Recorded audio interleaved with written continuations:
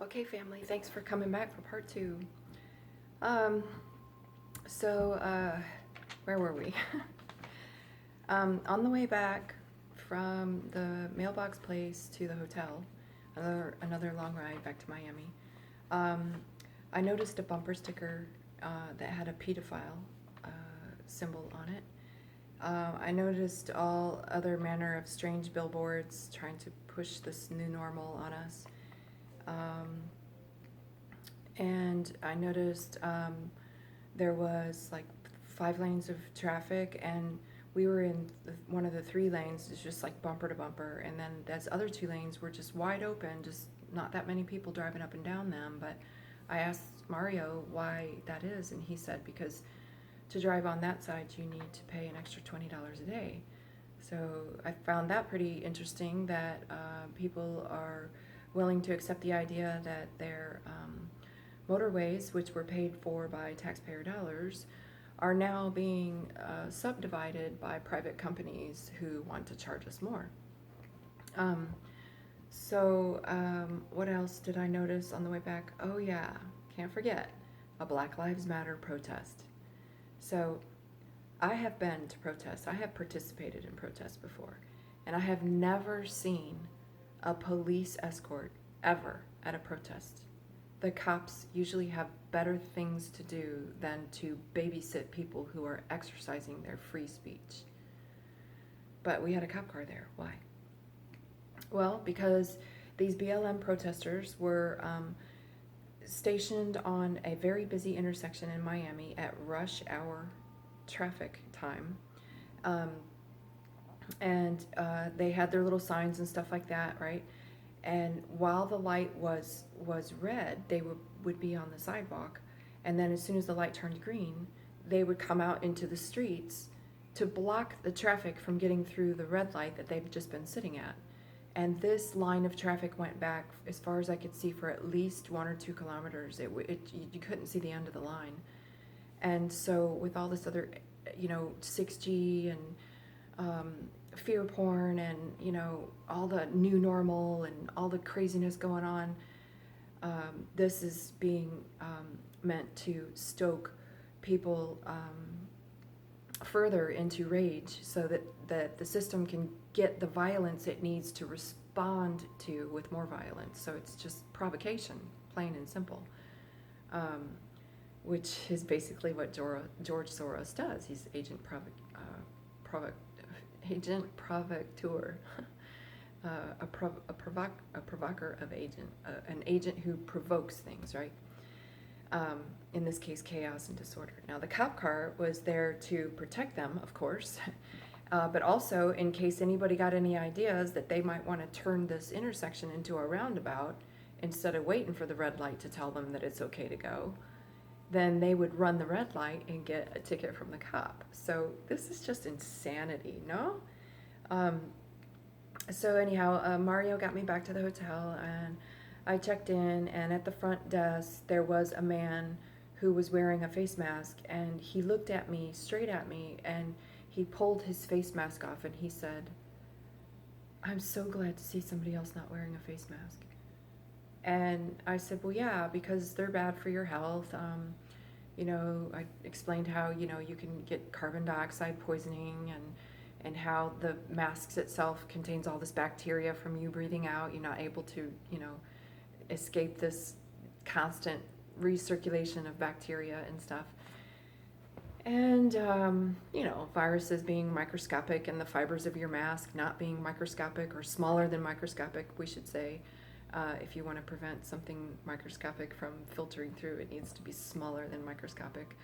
And as I was having this conversation with him, everybody around me at the front desk turned around and was listening to how I was talking. Now let me point something out here.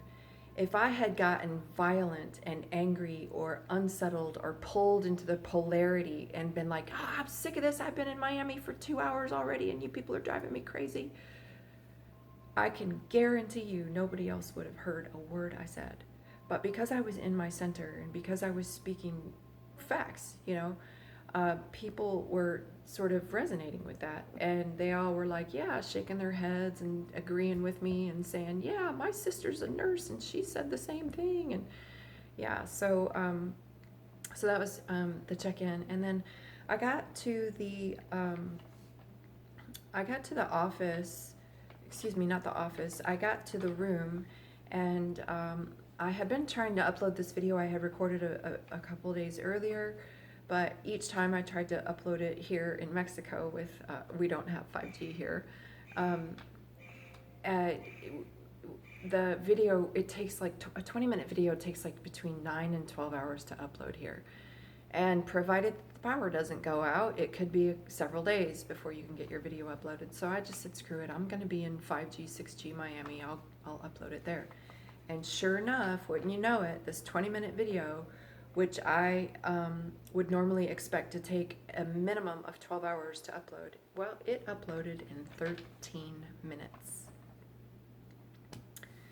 Okay, so after the video uploaded, I turned on the television programming device, because that's what I like to do when I go to the hotels, is to turn on the TV to see what kind of programming is going on. And I came across this television series called The Dead Files. Now, if you're not familiar with this series, it deals with people who have haunted houses, right, and paranormal activity going on. In reality, they themselves are haunted. And, you know, they're like at their wits' end. They don't know what to do, but they're just sure that something's not right. So they call in this medium. And, oof, she was a nice little reptile. She was... yeah, she was pretty wicked. Anyhow, she was telling all these people that, oh yeah, your house is haunted. You have to move. You have to move out, because what else can you do, right? Really? What else can you do? You can get down on your knees. You can pray to your ancestors and your guides and guardian angels to surround you. And you can tell this entity to get the hell out of your house. That's what you can do. You can put salt and sage everywhere. You can bust out the copal and the frankincense and the palo santo, and I mean, the list just goes on and on and on. Hang up some garlic, you know. But first, before you do all that around your house, make sure you're cleaned out. Make sure you're resonating with the truth. Make sure you're not following false belief systems and lending your energies to deception and that which is not true. Make sure that you're not putting GMO foods in your body and breathing in chemtrails and all other manner of toxic thoughts that go on in our minds that we allow to pollute ourselves and make ourselves vulnerable to entities attaching to us. And then wherever we go, the house is haunted? Yeah, not likely. But anyhow, yeah, that's what you can do. And oh boy, I wish it would have been like a live feed and I could have had a conversation with this medium and called her out for what a fraud she was.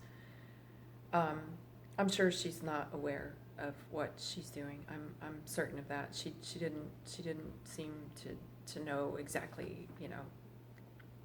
It's just, it was obvious to me that it was all these, and they were all white people, right? They were all these pasty white people who look like they don't never get out in the sun. They don't never get their vitamin D. They don't ever like go out in nature. They were like all obese, so you can tell they're eating all this crap, you know, McDonald's and whatnot. And they were all like visibly like the flight attendant and the Uber driver and the guy at the store, like suffering from energy weapon attacks. And it's all making them vulnerable to the entities which CERN for several years has been inviting into our realm by smashing atoms together and destroying the fabric of our universe. So yeah, I thought that was a very interesting program on the programming device. Maybe you agree? There was Another, there was another series that I didn't bother watching, but it just was advertising a series. And this one, I forget what they called it. Maybe I didn't write it down here, but yeah, I forgot to write this down, family. Sorry. The name of the series I don't recall, but it was featuring the Eric Garner story. So, and I haven't done a video about this yet, but basically the Eric Garner was, I think, back in 2014, if I recall correctly. There was a field test done on the East Coast where a black guy was choked to death by a cop. And here we are, 6 years later, we're going to air this as a series. Why did you take 6 years? Oh, that's right, because now it's going to coincide with George Soros and all his Black Lives Matter bullshit. So, yeah, lots of commercials, always lots of commercials for drugs. Primarily, this is the extent of the commercials in their entirety. Drugs, alcohol, promiscuity, gender confusion, and, what was the other one? Oh, get yourself in debt and buy things because your negative self-image is going to be helped if you just get a zero down loan and you can buy this new car. One commercial was this UFC. I'm not sure what that means. United Fight Club or something like that. It's some sort of kickboxing kind of thing. And she was a female, don't you know? Because there's more perversion here. Even for men to fight in a ring like that. For men to fight over something that is a game, to make a game out of violence is wrong. You only have the right to inflict violence on somebody in self-defense. And to stage an event where you're going to go at it so that your bookie or your broker or your agent or your owner can get, money from it, this is disgusting. And it's particularly disgusting when females participate in this. But anyhow, the commercial was for beer, of course. It showed her in the ring and doing her training in the gym, and she was all buff, and really fit and knows how to defend herself, and she's, just pumping her up like some kind of hero, right? And then it showed her in a bar having a beer. So yeah, I'm sure that this woman in her physical level of physical fitness is sitting in a bar drinking a beer, right? But yeah, just drink this beer and you can be like her. Don't go to the gym, don't train, don't do anything, don't take any discipline or action of your own, but just drink this beer and you're good to go. And it's always been like this. The TV has always been like this. So what else did I see? Oh my gosh, I saw commercials for drugs to cure or treat, rather, 5G related illnesses. I saw drug commercials for your pets because your pets are sick and getting cancer because you're feeding them this crap processed food from the grocery store. And so now they're getting all these diseases and illnesses just like you are from eating the McDonald's and the Doritos and the Nestle and the Coca-Cola. And it was even more hideous than the drug commercials for humans because like the pets can't really sit down and make choices for themselves. What am I going to have for dinner tonight? They count on us to feed them. And so it's just, it took it to a whole nother level for me. These poor animals, just hideous, really hideous. That's what I saw on the television programming device. And then I had to get to bed early because I had to get up for, I think I had a 6:30 departure the next morning. So I went to bed, and normally I sleep pretty soundly. I don't toss and turn at all. I hardly move at all during the night. I never get up to use the bathroom. But I got up 3 times to use the bathroom, and I tossed and turned all night long. Again, 6G, or at least 5G. It was, and then my dreams. I had these really horrible dreams, and it was so obvious that city is under siege from weaponized energy. It was just hideous. The next morning, I woke up and I felt this heaviness on my chest, like there was something sitting on my chest. And I got up and cleared that thing away, whatever that was, and then it was just this really dark energy, and I went into the bathroom to brush my teeth and get ready to catch the shuttle to the airport, and I started coughing up phlegm. So by that point, I'd only been in Miami for about 12 hours. So already I had like fluid build up in my chest. I had a really bad headache. Again, this is all energy weapons, folks. This is not, and they're blaming it on a virus. So anyhow, headed downstairs, got on the shuttle, and this man sitting next to me, there was only 3 other people on the shuttle, a man and his wife in the front row, and then myself, and then in the seat on the other side of the aisle was this other man. And he asked me why I wasn't wearing a face mask, and I just proceeded to calmly, explain to him, no, they don't protect you against anything, they make you sick, they destroy your immune system, and they cause carbon dioxide poisoning. And with that, the guy in the front row jumped up, got out of his seat with his fist shaking at me and said, "Lady, shut up. You don't know what you're talking about. You're stupid. Carbon dioxide poisoning. Let me tell you," he says, with his fists. He says, "Let me tell you, I'm a chemist, and what you're saying is not true." Wow. I don't know what to say. I have 3 master's degrees. None of them are in the medical field, but I am capable of researching and looking and analyzing scientific peer-reviewed evidence, which shows that these face masks do contribute to carbon dioxide poisoning. It's a fact. Anyhow, his wife had to actually calm him down because he was about to come back there and physically attack me. That's the level. That's the level of this shit that's going on in the States. It's really scary, folks. Now, it's good for him that he didn't stand up and come back there, because he would have had his ass handed to him, just like any entity that tries to come into my space is going to have their ass handed to him as well. So, I don't play.